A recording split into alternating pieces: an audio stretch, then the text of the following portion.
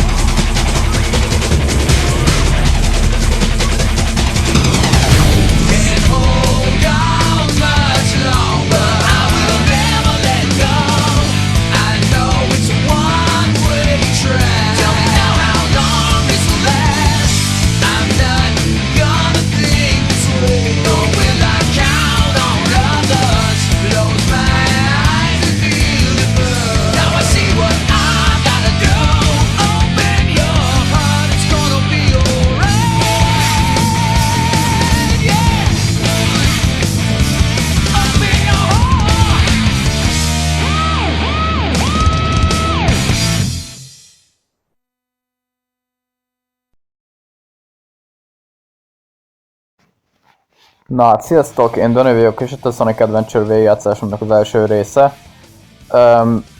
Mint mondtam, ebből a játékból nem lesz extra epizód, mégpedig azért, mert ebben a játékban rengeteg extra content van, úgyhogy végigviszem igazából az alapjátékot, aztán megyek a Sonic Adventure 2-re. Látjátok, itt van egy 100%-os save file-om, de az nem lényeges, mert már régi. Úgyhogy kezdjünk is bele a sztoriba szerintem. Itt látjátok 6 karakter van, de még egyikkel sem tudunk játszani. Úgyhogy Sonicot végigjátszok, és akkor úgy megyünk sorban a karakterekkel majd.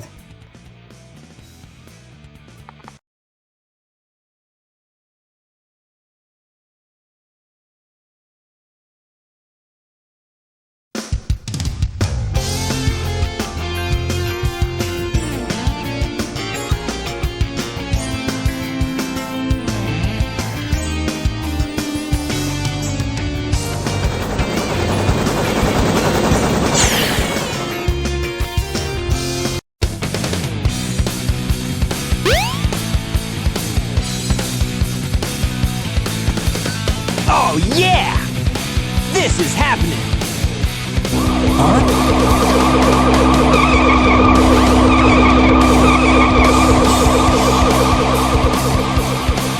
What's up?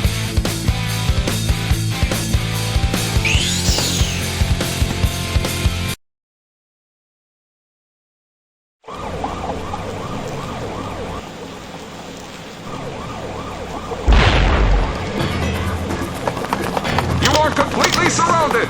Surrender yourself!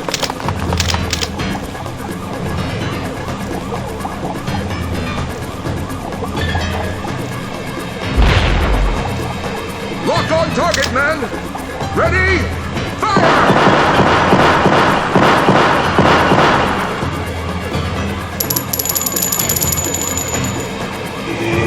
Oh no! Our weapons are useless! Retreat! All personnel, fall back! Oh yeah! This could be fun!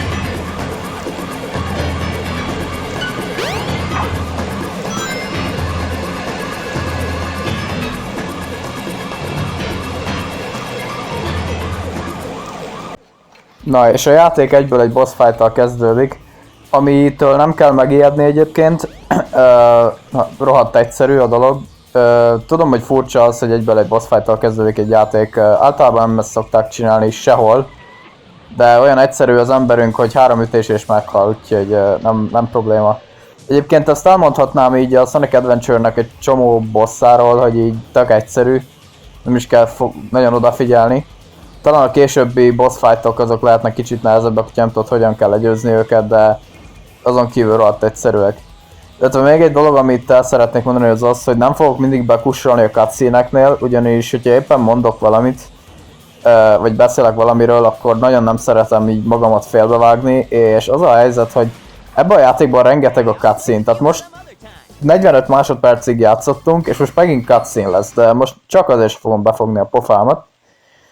Tehát rengeteg a cutscene ebben a játékban, főleg a későbbi sztorikban, amit majd fogunk játszani, sokkal több cutscene van, mint gameplay, és ez azt jelenteni, hogy ennyi erővel már csinálhatnék egy ilyen kommentár nélküli végigjátszást is, hogyha nem pofázok a cutscene közben, úgyhogy azt meg nem szeretném. Tehát tényleg a későbbi sztorikban már annyiszor, vagy annyival több cutscene van, mint gameplay, hogy alig pofáznék valamit, és hát az elég gáz lenne. Egyébként tudom nagyon jól, hogy ez a korlát nem volt ott a DX verzióban, azt is tudom, hogy a modellek azok a DX verziók, illetve tudom, hogy sokkal jobban néz ki a grafika. Ez azért van, mert én a PC verziót játszom, és igazából egy csomó modot használok, ami kijavítja a játékot, hogy olyan legyen, amilyen hát kellett volna, hogy legyen igazából. Tehát visszahozza a Dreamcast-nek a lighting engine-jét, tehát ahogy kinézett a Dreamcast-en a grafika. Viszont én a DX modelleket használom, mert azok csak szimplán jobban néznek ki, mint a Dreamcast modellek.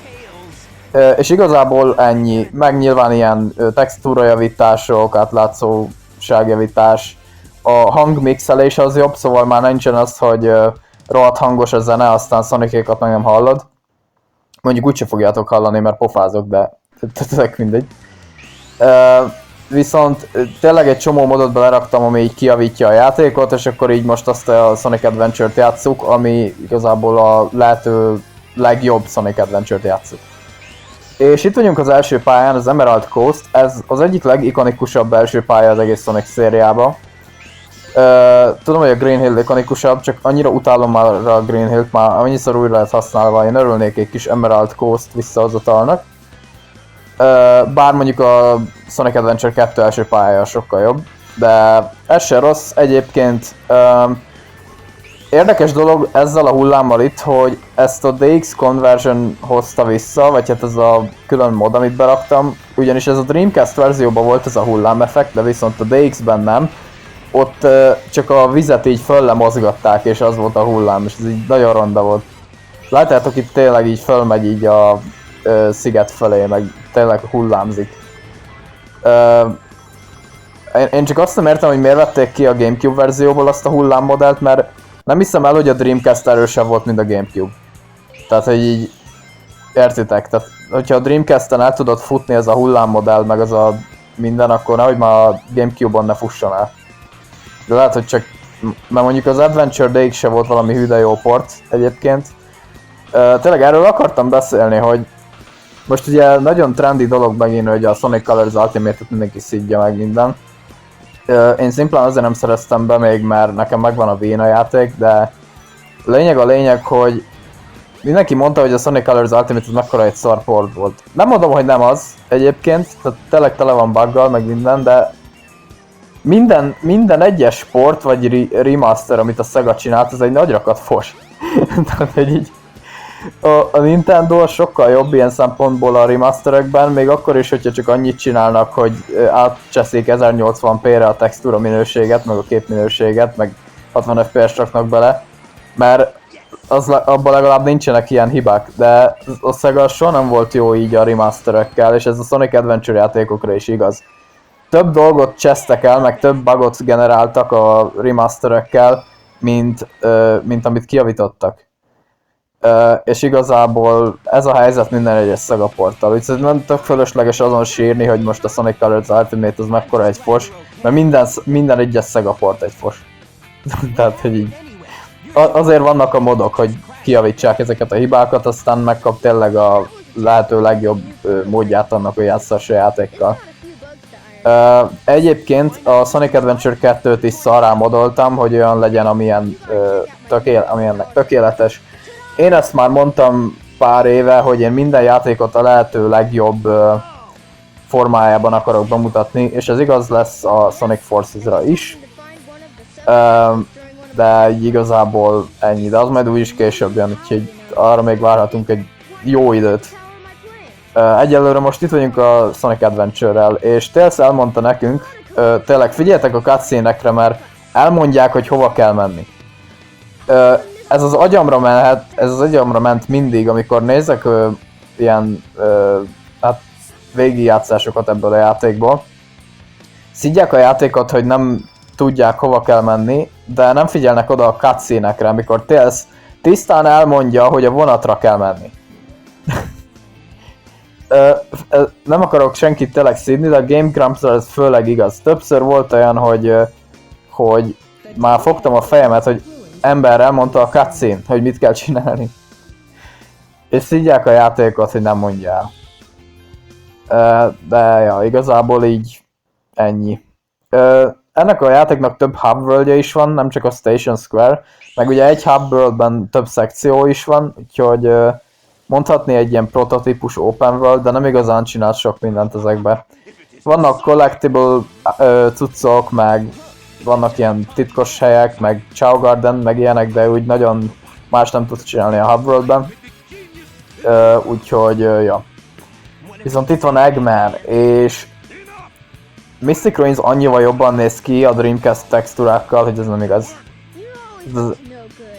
Én így hozzászoktam már a DX-nek a remasterjéhez, hogy kinéz ez a hely, de ez annyival jobban néz ki, hogy ez nem igaz. Ez egyszerűen jobb. Főleg tényleg, ahogy ez a árnyékolás hat Sonic modelljére sokkal jobban néz ki, mint a DX-ben, ahol így nem is tudom, olyan, mint hogyha Sonic műanyagból lenne, és így nagyon csillag róla a fény, meg minden, ez nagyon furcsa volt. Viszont itt van az Egg Hornet, és ez a második boss fight, és rohadt könnyű. Egy dolog, amit szeretnék mondani ezzel a boss fight-tal kapcsolatban, hogy igen, le lehet csalni, amikor lejön azzal a drill támadással, meg ilyesmi, akkor így tudod spamelni rá a homing attack-et, hogy így 500 milliószor megüssed, és instant meg tudod ölni. De én ezt azért nem fogom csinálni, mert túl jó lettem a játékban, és az a nagy harci helyzet, hogy én be akarom tényleg mutatni a játékot ezzel a végigjátszással, nem csak speedrunolni akarom. Hogyha akarnék, tudnék speedrun csinálni ebből a játékból, de nem akarok. Szerintem aki megnézte a Skydeck meg a Lost World videómat, az tudja, hogy el tudom pusztítani én ezt a játékot már.